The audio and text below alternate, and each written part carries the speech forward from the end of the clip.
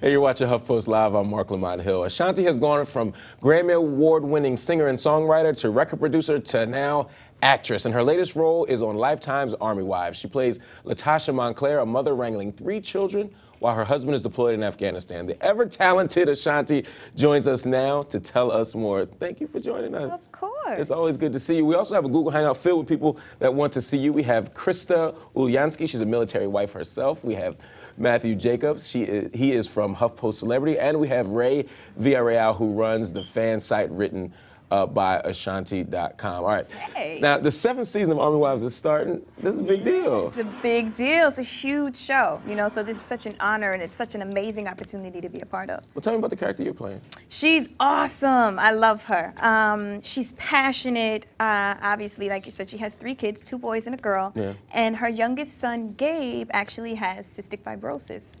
So it's a very meaty character, you know.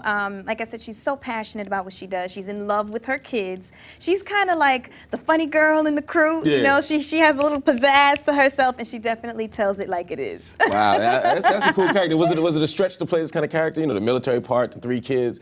Was that a stretch for you? It wasn't too much of a stretch because obviously I don't have kids. I'm not married, no husband. But I'm so in love with kids. I used to work at a daycare center, so I know how to kind of like gel with kids. So the maternal, you know, that stuff kind of came really natural. So. Wow. Is it fun doing this kind of stuff, being on set, playing these kind of roles? I mean, you've done the music thing, you've been extremely successful, but now you've turned the corner and you're doing something a little different.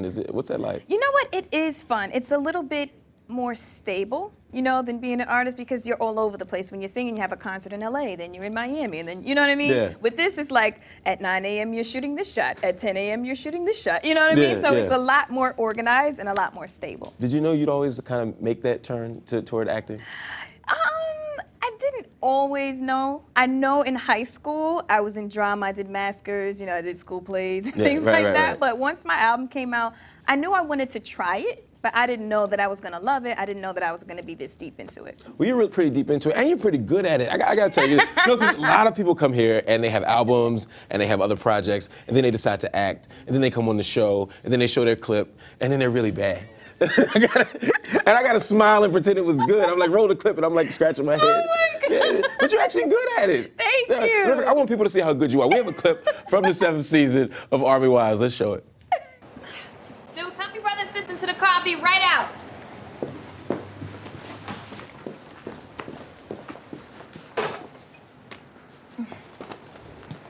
Did you hear what I said? I just remembered. We're supposed to bring in something about our dads. What? For class project on deployment. Boy, we don't have time for that now.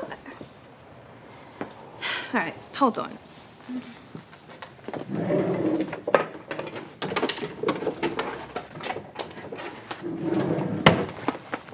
Here.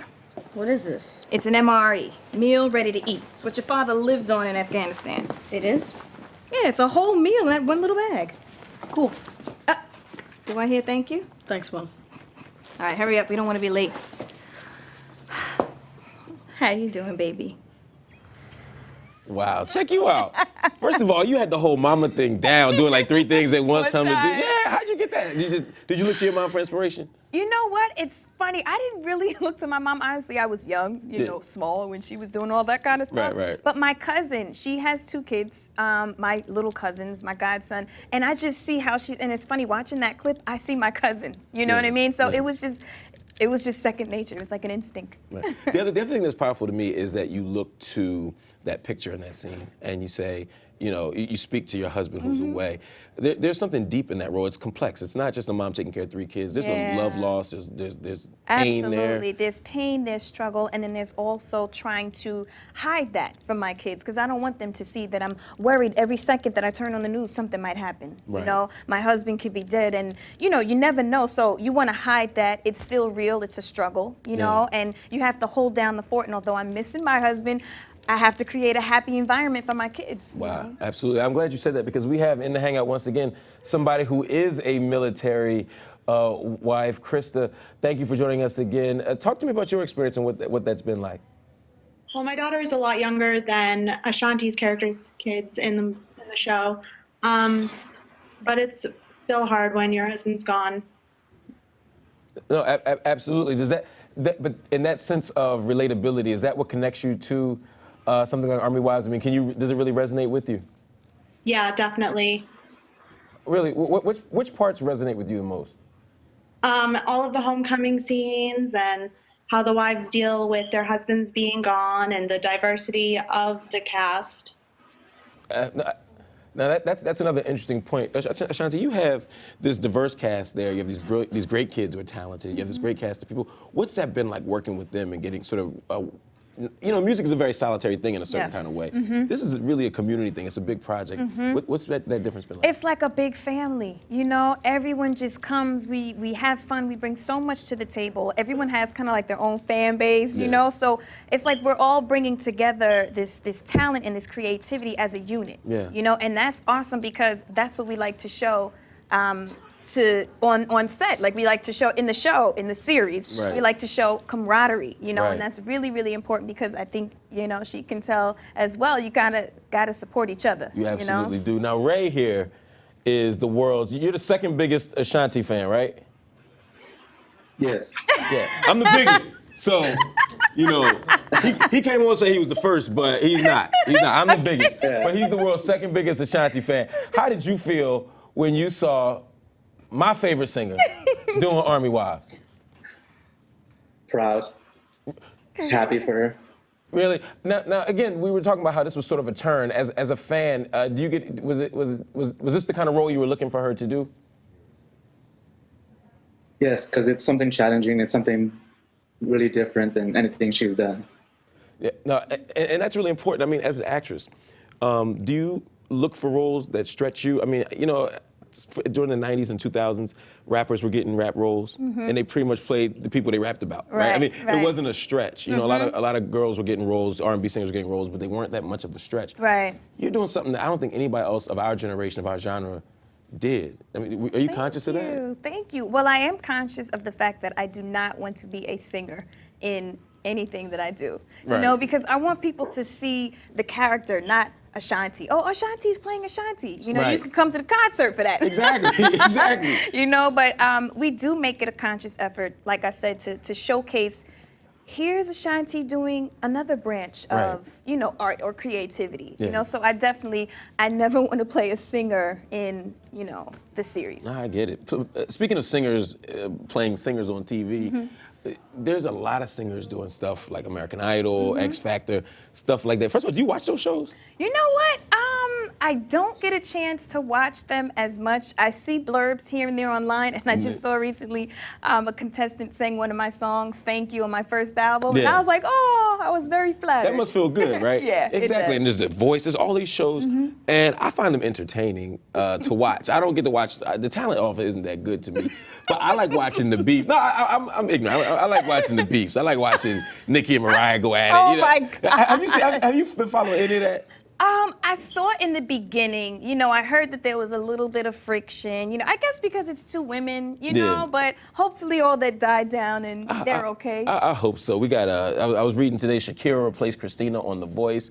Britney Spears is off of X. I mean, it seems like people are more interested in that sometimes. Right, than the actual talent. Exactly. The artists that are come up there trying to get a deal. Yeah. Do you think that there's a different wave of talent coming in? Like a lot of the talent that we see now, even at the Grammys, they're coming off of these reality shows. I mean, it's a different way. It feels like there's a different process of becoming a star now. Absolutely. It's like they have a catalyst. Yeah. You know what I mean? Like, what I had to do, I went through, 3 different record deals. I went through, I don't know how many labels to go and audition, and make a demo and things like that. So it's a bittersweet. Like, I would never want to put all of the struggle and the pain that I went through on anyone else. But I kind of am looking at it like... You get a little salty though, right? Like, you didn't have to do what I had to do. You had to go on TV? Right.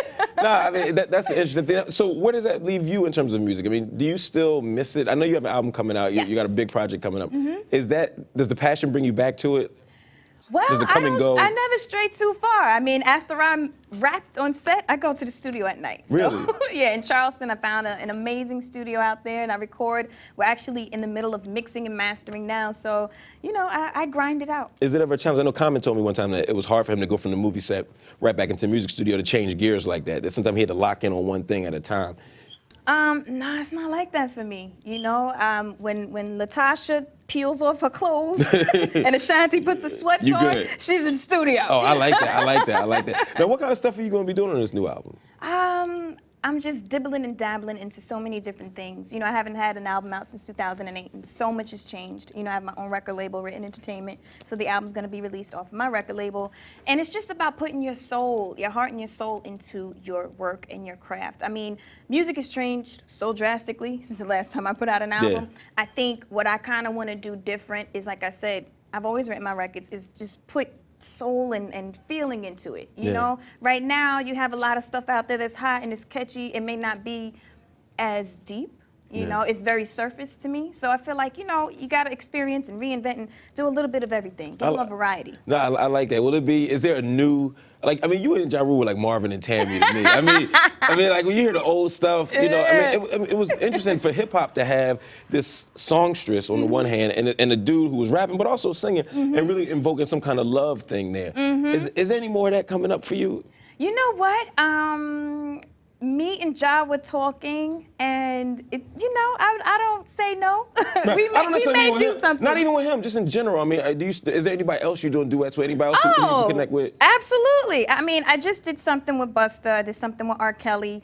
And what I've been kind of hinting at today, I had a really good phone call with one of the hottest rappers out right now, and he's gonna hop on the record, so I'm excited about that. You can't just do that. You can't just do that. You're one of the hottest rappers. I did that. You see what she just did? You see what she just did? Come on, give me a hint. Is he light skinned or dark skinned?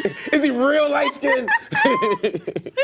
I can't even tell you. Heat games. Let me give me something, man. Oh my gosh, that'll give it away. I can't tell you. Oh, he's hot though. Fine. Now you did mention Ja. I mean, I know obviously he's been having legal problems, and you were sort of distanced from the whole Murder Inc. thing for a long time. What is your relationship with them now? I mean, we're all cool. We have amazing history. We broke records together. You know, we're in the Guinness Book of World Records, you know, so there's never any denying that. You know, there's a rough patch everyone went through, and we're all cool now. Everybody's good. Yeah, no everybody's beef. good. No beef. So Turkey burgers only. I hear that. I like that. I like that. Will there be a chance for some reunion when Ja gets the stuff straight, when everybody's kind of, you know, settled, catch their breath? Will we see some stuff from the Ink again? I don't know. Possibly. We'll see. Would you be looking forward to something like that? I think a lot of fans want to see that, you know, because there's no denying we had a run, baby. Y'all had a crazy run. It was like every time you turn the radio, it was just you and Ja. I mean, it was crazy. Yeah, I mean, it was magic. It was magic. Do you feel like sometimes you don't get the credit you deserve? I mean, you had the fastest hottest selling debut of a female artist in history. That's crazy. I mean, like, do you ever look? First of all, I know sometimes you guys just look back and just be like, "Yo, that was hot." Hey, it was hot. It was really, really hot, and it's something that I'm really proud of. You know, they say you never really are content, but I'm content in a lot of ways. And not saying that I want to stop and I'm just going to get lazy and sit back, but I'm really blessed and I'm really grateful for the things that I've accomplished in music. You know, and the awards are amazing and all of that is great, and the Guinness Book of World Records is great. But for me to be able to touch another person that I don't even know through music is something far and beyond. You know, when people come up to me and say, "Rain on Me changed my life. You know, I'm stronger now. Thank you so much for that record." Yeah. That does it for me. Well, how do you stay so humble? I mean, it's just me. I'm normal. I'm a regular person. Well, I mean, all of us are regular people at some point, right? But then some people got a switch that go off, and they just become somebody else. Yeah, I've seen it. Yeah, I know you know, and it's not always the most talented people. I could, like, you know what I mean? If it was like Beyonce wilding all the time, it would be cool. But she's actually very nice and very cool. Okay. It'd be like the person who sold like 7 records. You know what I mean? They just start, I know exactly what you're and they come in with a team with like 50 makeup artists and like 80. I'm like, don't know, you got more security than what fans. What are you doing? Right. You got that many fans. Why you got security? I mean, like, I don't know. What is it about the business that makes that happen? People, they get into this zone, I guess, where they feel themselves and they kind of forget where they came from, which is never cool. No. You know what I mean? Yeah. So to me, I never understood why you would want to become someone that you're really not. You know what I mean? Exactly. And I know it's hard for the younger people, because you came in also fairly young. Not as young as some, like Justin Bieber, for example. has been catching hell the last couple of days. I don't know if you saw. He was 2 hours late for his show the other day, which is, I mean, everybody's been 2 hours late for a show at some point. But when you got a stadium full of 9-year-olds, Oh. you know what I mean, out on the school or before any bedtime. Yeah. But people are starting to say, you know, he's losing his humility, that, you know, fame is going to his head. How do you, as a young person, you know, manage to stay that's grounded? hard. I'm not sure exactly when he got into the business, but it's hard. You know, you're a kid still. You're doing things that you want. He's making millions of dollars. You know what I mean? And it's hard to kind of focus. You know, but I have my mom around me, my whole family, my team is strong, and you know, it's just who I am. Like when all the cameras are off and the lights off, I'm the same person. Right. You know, right. so. And she's literally saying her mom is around. Her mom is here in studio right now. With She's her like, see, you heard her? camera. She said that's right. and we appreciate that. No, we appreciate that because is that? Do you think that that's a thing that helps keep you grounded? She manages you as well. Yes. She's not just here. Right. You know. Yeah, she's momager. Momager's in the building. I like that. I like that. And she makes stuff happen. Absolutely, absolutely. My mom is like the backbone of Team Ashanti. You know what I mean? I don't think I could do it. I couldn't do it without my mom. No, absolutely. And does that also help keep you? Did that keep you when you were younger in the business? Did that also help keep you grounded more? Yeah, definitely. You know, I have a very close-knit family, you know, and I'm in an amazing position to have my family ride or die with whatever it is that I wanted to do. You know, so if I wanted to be a janitor or if I wanted to hunt eagles or whatever, family would be like, hey! Go ahead, right. You know what I mean? And then we kick back and we have a barbecue in the backyard, so. That's what's up, man. We got comments coming in from our community. No Way Out 12 says, does the new album contain any songs that took you out of your comfort zone? Yes. There is a song that I wrote called Let's Go, and it definitely has undertones kind of like a poppy feel, but the melodies and the rhythm and the way that I wrote the beat is kind of very Ashanti. So it's a good yin and a yang, you know? Yeah, no, that's cool. You're gonna ever stretch even more? Like, is there a project that you wish you could do that you haven't done yet? A project that I wish I could Like, do you ever want to just get on track and just rap? Yep. Because I know you do it in your car.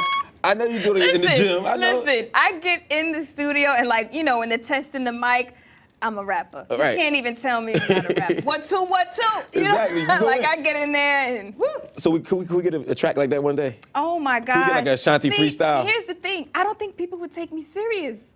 I would laugh. You know what I mean? I would laugh. And they would be like, what is she doing? I mean, I think I can rhyme. Don't get it twisted, because I can write. So. Do you like freestyle? I ain't gonna make you freestyle. Don't worry. He said that, look, like, let me not say yes, because he's gonna have me freestyling. I ain't gonna do that to you. I ain't gonna do that to you. You know what? Okay, here's what I will say. There are a couple of songs that I kind of freestyled in the middle of writing. Like, there's a song called I Don't Mind. That was on my second album, Chapter 2. I heard the beat, and I just started,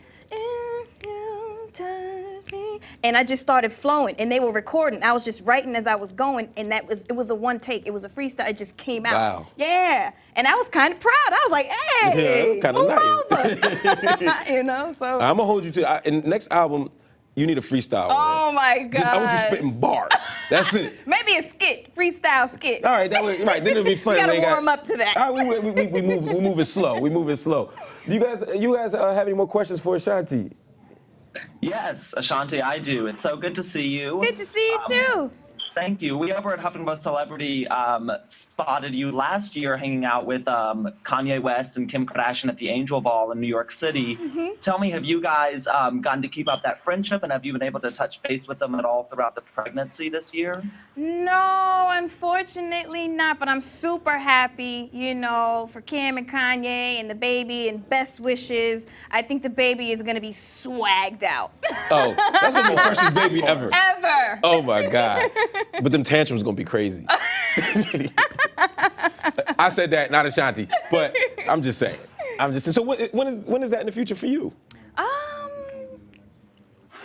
have a couple of more things that I want to do and that I want to accomplish, because when I settle down and married and have a baby, it's gonna be all about the baby. Really? You know what I mean? Like no work, no albums. Right. I don't want to worry. I mean, I may probably bring the baby with me when I go to the studio and things like that. But I want to just have that time that I don't have to worry about this, that, and the other. You know? No, that totally makes sense. So that's not. So no marriage is happening anytime soon. I mean, I wouldn't wouldn't say anytime soon. I'm not trying to be 40. Fair enough. But not tomorrow. All right, all right. Ashanti Go Hard, that's the name of our community member.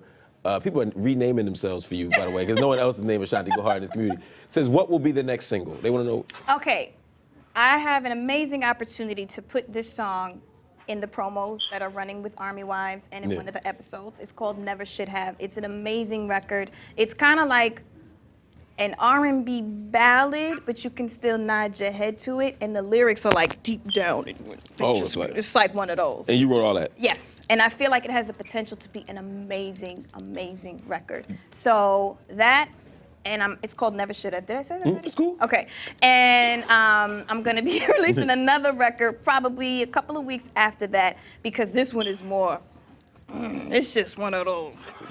You know, I need the yin and the yang. No, you gotta have both. You gotta have both. And the fans want both. Right. Are you writing from experience a lot of times, especially like with the love stuff? Is this like? Yeah, I write from experience. If I'm not going through it, someone close to me, you know, my little sister, the PDs, the presidency, they have stories of their own, you know? Got you. And, but everything is authentic. Everything is real. You know, I have a lot of females in my family, come to think of it. I'm like, I wrote about a lot of y'all. Wow. Right. Yeah. That's good to know, because sometimes when we hear people's songs, we assume it's about them. Right. You know what I mean? But sometimes, for me, sometimes it is, and sometimes it isn't. You know, it'll go like, okay, the first verse is about me, but the second verse is about Shia. You know what I mean? I know exactly what you mean. I know exactly what you mean. Ray, as the second biggest Ashanti fan in the world, I know you have another question for her. Yes, how do you choose what goes on the album, and how do you choose the first single? That has got to be the worst thing ever on planet Earth for me, honestly. Because first of all, I'm a Libra. It's so hard for me to make a decision. So making that decision, oh my goodness, because there's so much writing on it. You know, it's a lot of pressure. I have like at least 55 records or 60 records done, and we got to narrow it down to like. And you like all of them? You like most of them? I like most of them.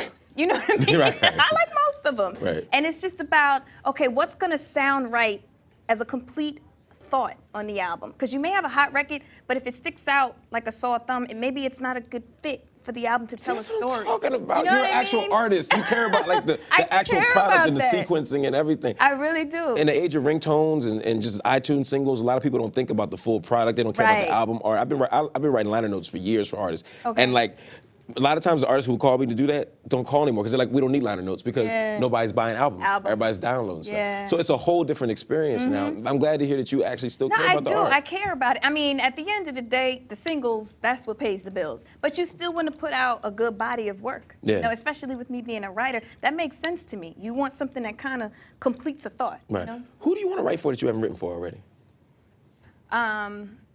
Whatever artists are the top 5 on Billboard right now. She said, I want to know who's getting paid. Whoever's getting paid. I feel you. On that note, we have Matt from HuffPost Celebrities still here, and he has a few questions for you for their No Filter series. Okay. All right. Go ahead, Matt. Okay, Ashanti, I don't know if you've been prepped on this, but hopefully it'll be painless, I promise. Yeah, HuffPost sounds Celebrity. not good. Yeah. We have a feature that we call No Filter. It's a quick fire questionnaire series where we kind of take some quirkier questions that maybe don't get posed in kind of every interview that you do and see what you kind of have to say about some different topics that are out and about right now. Okay. So let's start off and you take these questions in whatever direction you want to. Tell me what you think of Honey Boo Boo. Oh my gosh. Honey Boo Boo is a handful, baby. She says what she wants to say, does what she wants to do. I've only seen like snippets, like 1 or 2 or 3, you know, little shots of her, but yeah, she's a handful, baby. What else you got, bro? Have you read 50 Shades of Grey? I haven't. And I feel like I'm the only person on the planet that hasn't read that. So I have to, I know, I have to get it. You should read it. It's wild. I have to get it. It'll keep you entertained.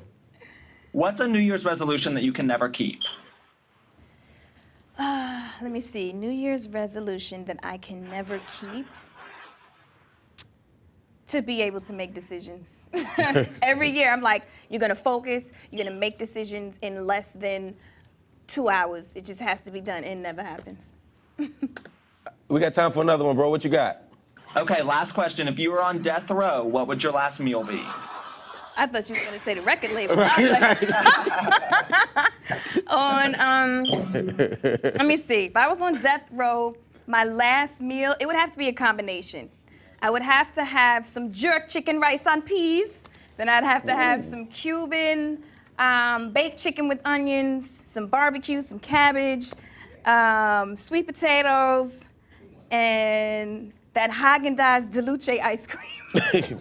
Damn, that's a good meal. You got me wanting to go to Yes. death row. Oh my God, I like that. I like that. Well, before we go, we got one more question from the community. We sort of already asked it, but I want to get him the opportunity to give the question as well. He said, "Are you planning to do some tracks with Ja Rule when he gets out this summer?"